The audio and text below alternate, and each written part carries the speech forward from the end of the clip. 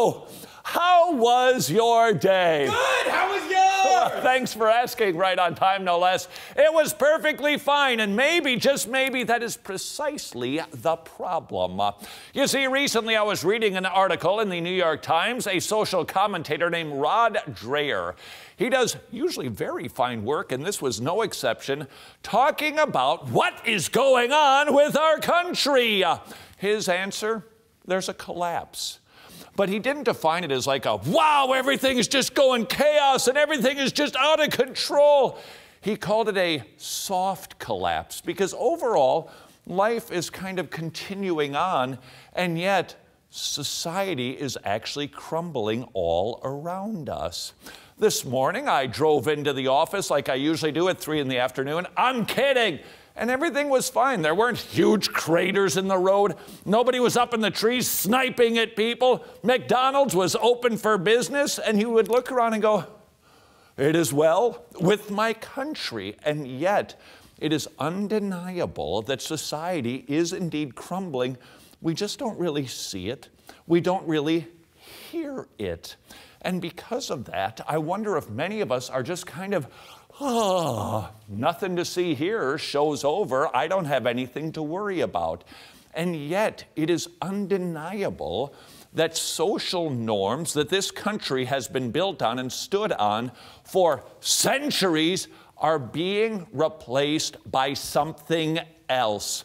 And the problem is that something else is leading to a different country, a different foundation, which means the way that we've been living in the past and enjoying, it is going to change for better or for worse. That really is the question. So I finished reading Rod Dreher's article, and then I opened up an article in the Federalist, a very interesting piece on the government wanting now more and more people desiring to force churches to start paying taxes. And that part of the article was kind of interesting to me because it presented historically why churches never paid taxes. Why?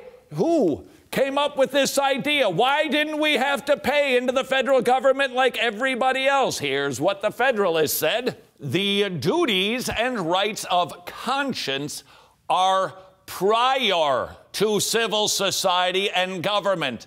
They come before it.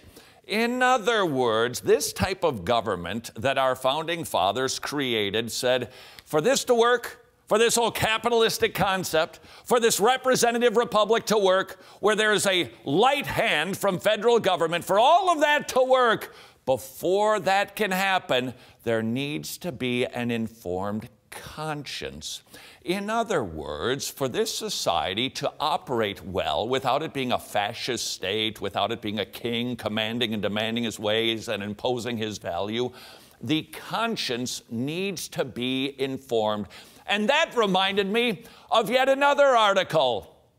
That's right, Chuck Colson. You recall the Chuck Colson who did Breakpoint for years on radio. He's no longer with us. He created something called the 4 C's of culture.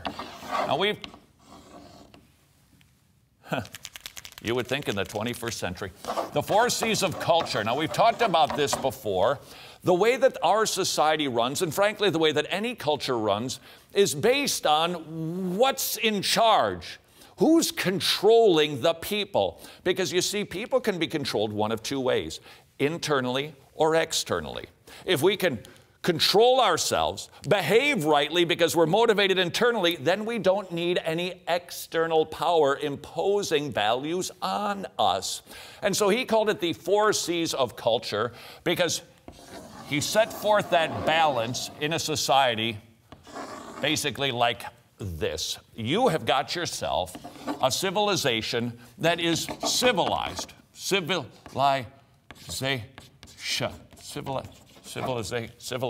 You got civilization right here. Things are running well, and everybody's getting along for the most part. We don't hurt each other. You don't feel scared to go out of your house. It's civilized. But on the opposite end of that spectrum is chaos.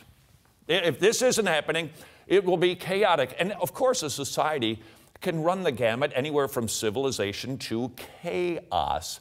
The question, of course, is how do we stay up here as opposed to descending down here? And Chuck Colson, he called it the 4 C's because apparently the man had a thing with C's, or he was a Southern Baptist and he couldn't help the alliteration. He said that it'll happen one of 2 ways. You will have cops who force people to be civilized so that we don't descend into chaos, or over here, the other option would be conscience. If the conscience of a society is well informed, it will not descend into chaos, it will be civilized. And as this conscience gets perhaps dulled, or perhaps starts to change with what is a good thing, what is a bad thing, then guess what's going to happen? We're going to start to descend into chaos, and then to get us out of that so we can be civilized, you're going to need more cops. Who are the cops? Well, it can be the police. Not Sting. It can be the police. It could also be a ruler, a dictator, somebody who says, you're gonna do it like this or else. The question for us is, where are we at as a culture today? What is happening in our society right now? Because historically, we used to be basically controlled by conscience. But now increasingly, this is being undermined because historically, look out, here comes another C. And at the moment, I am going to have to do this backwards. Are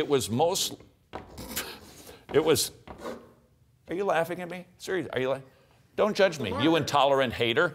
It would be informed by the church or by, abbreviated C, Christianity would inform the conscience. But lo and behold, that is presently changing. Why?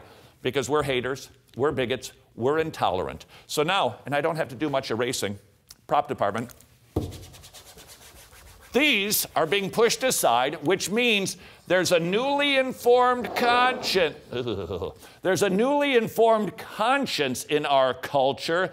The question is, will it promote civilization or will it descend us into chaos? And if it does, what will that look like and what can we do about it?